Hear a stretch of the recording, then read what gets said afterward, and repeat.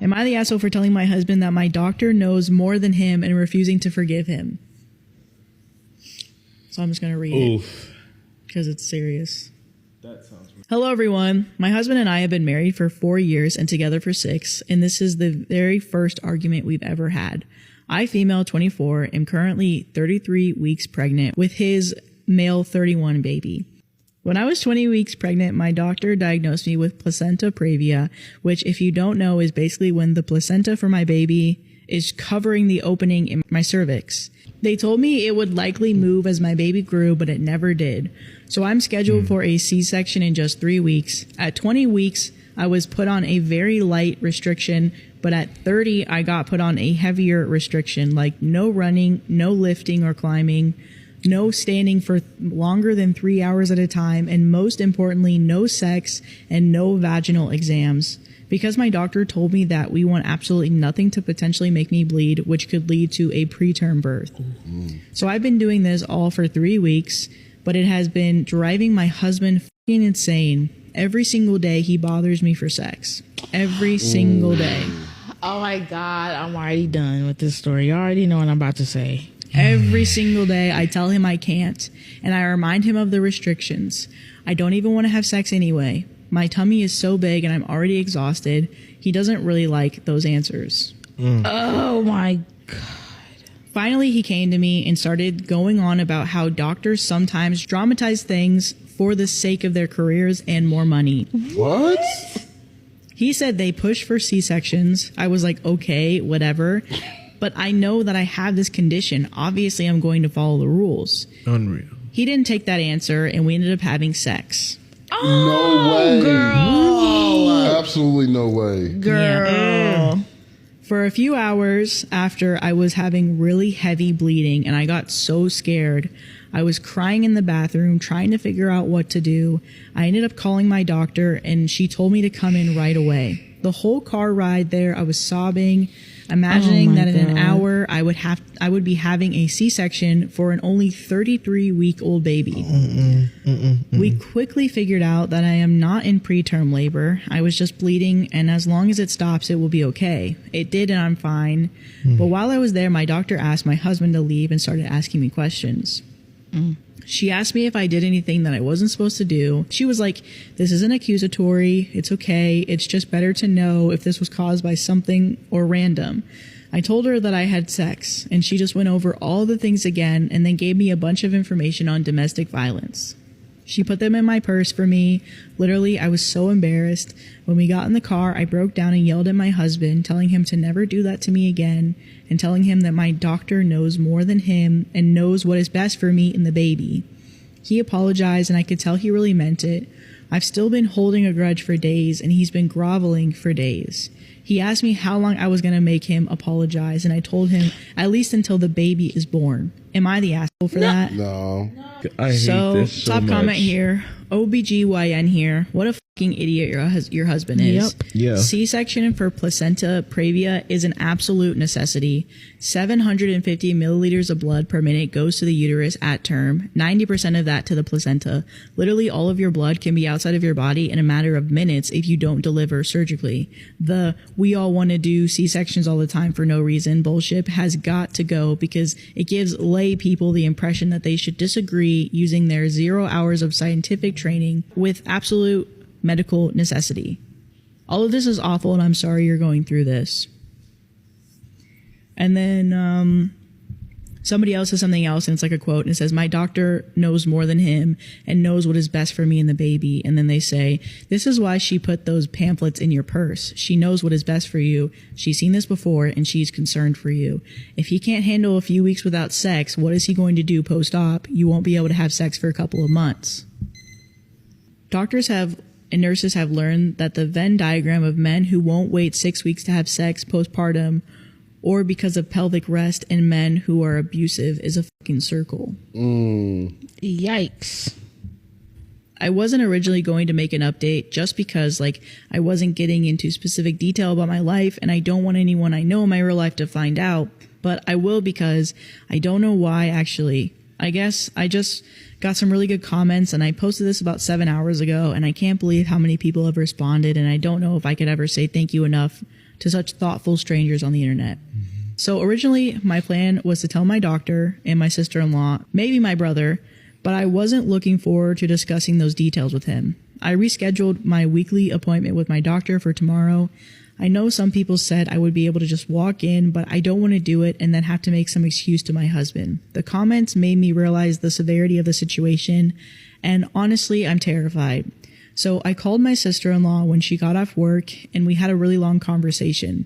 I mentioned in the comments, but my sister-in-law and brother have never really liked my husband, especially my sister-in-law.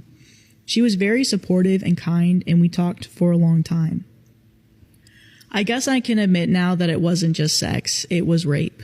We talked about that more than anything else, and she cleared the whole confusion thing up very quickly. I told her a lot of things my mom excused because she likes my husband, and my sister-in-law was livid. I guess I kind of knew she always would be, which is why I never told her. She ended up telling me to talk to my doctor, and she'll talk to my brother, and we'll see what's going on. She said she'll come down on the soonest flight, but my brother cannot come yet because they do have children of their own. I was content with this though, and my appointment was with my doctor tomorrow. So my husband got home kind of early and saw how upset I was. I really was planning on getting myself together before he came home, but I did not have time still. I was not going to tell him anything, but he was being so kind, which he really usually is. I know that's hard to believe, but it's true. But today especially, he was so kind and so worried about me. I know it was stupid to explain the situation, but I did. I don't know why. I'm just used to telling him my problems, I guess. It was a mistake, and I know that. I'm really trying not to be so stupid anymore, but it's hard to switch from thinking about him as my loving, caring husband to my husband who hurt me. So I told him that and how he hurt me, and honestly, I'm scared now. He was like, "What? How?" And I said by forcing me to have sex, by literally forcing my legs apart and telling me to calm down. He was like, "Oh my fucking God, don't say that. That's a crime. Do you understand that? Do you understand you just accused me of marital rape?" I started to apologize, and he started to say it was okay and do that thing where he acts like I'm dumb again. So I finally was like, yeah, actually, I really do understand that now. It isn't right, and it is marital rape. It resulted in a huge argument. Once again, he called me an idiot for even daring to say those things. I called him an abuser, and he literally laughed. He was like, "Who are you talking to? You don't know what you're talking about." And started to go on and on about things I don't know about. He said sex with his wife is never rape, no matter how you split it. I ended up trying to just walk away, but he grabbed me by my wrist. I snatched my hand away, and he held up his hands and was like, "Oh, I'm sorry. That might be considered battery of a pregnant woman if we're going by your definitions."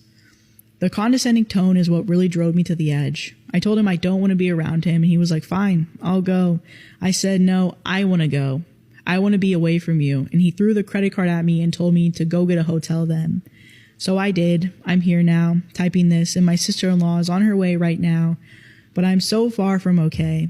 He called me several times, but I won't answer. I've never seen him that angry before, and I'm slightly concerned what he will do if I genuinely tell him I want to leave and take the baby.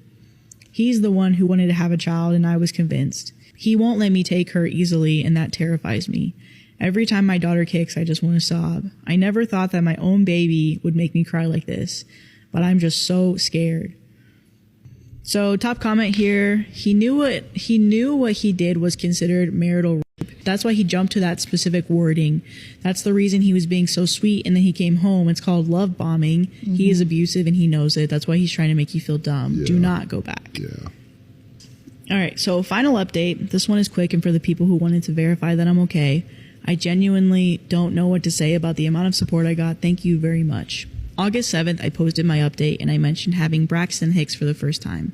I was urged to go to the hospital. I originally wasn't going to go, but thank goodness that I did, because by the time I walked in the door, I was bleeding so heavily that it was down my legs. Oh, jeez. Turns out I had a placenta abruption August 7th at 10:37 p.m. My daughter was born via emergency C-section, but I'm being forced to deal with an attorney on all of this already. She was only 33 weeks and 5 days when she was born. She's tiny, but she's doing relatively well, so they tell me. She's in the NICU now, and I'm in the hospital still as well. I've received lots of care. While it is scary and hard, seeing my daughter makes it better. I'm fine, and I will be fine, and so will she. The nurses here are amazing, and my doctor told me as long as everything goes well, I get to take my daughter home in just a few weeks. As for my situation, my sister-in-law came shortly after my daughter was born and has been by my side all day and very supportive. My attorney advised us to allow my husband visitation with my daughter while she is still in the NICU, so I did. I did not have concern of him hurting our daughter while in the hospital or anything like that.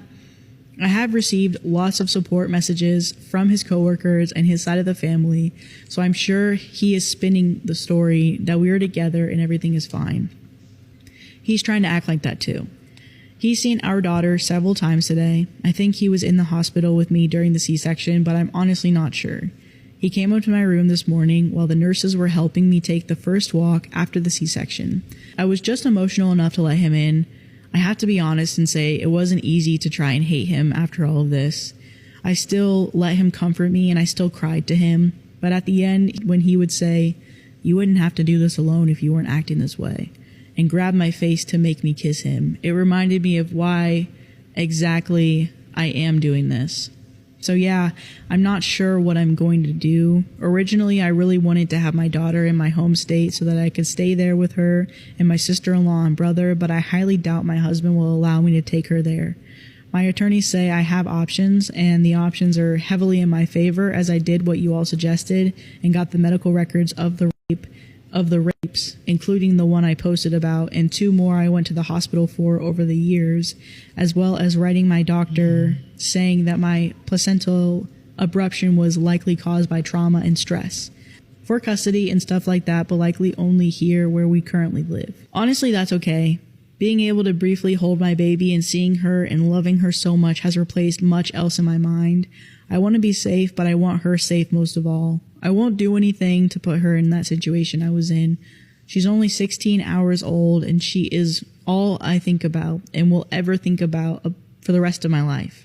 I probably won't update again, as I'm hoping they will let me spend more time with my daughter soon, but I just wanted to say that this whole post literally changed my life, and I cannot say thank you enough. If anyone else finds themselves in this sort of situation, I want to say do not be scared to speak up, and if anyone has survived it, you're so brave. Thank you. Am I overreacting? My husband ate all of my food.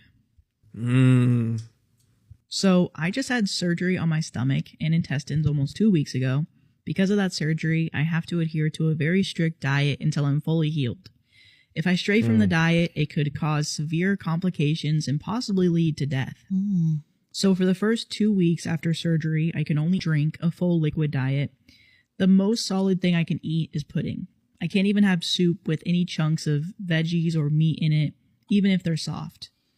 There's not a lot of variety to choose from, and I'm not having a good time at all. Plus, I'm still having pain from the procedure and some nausea, and I've had to go in for IV fluids and iron twice now.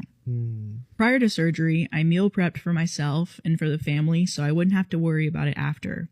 I made meals for myself for every stage of the diet with specific macros and ingredients to meet my needs and comply with my other health problems.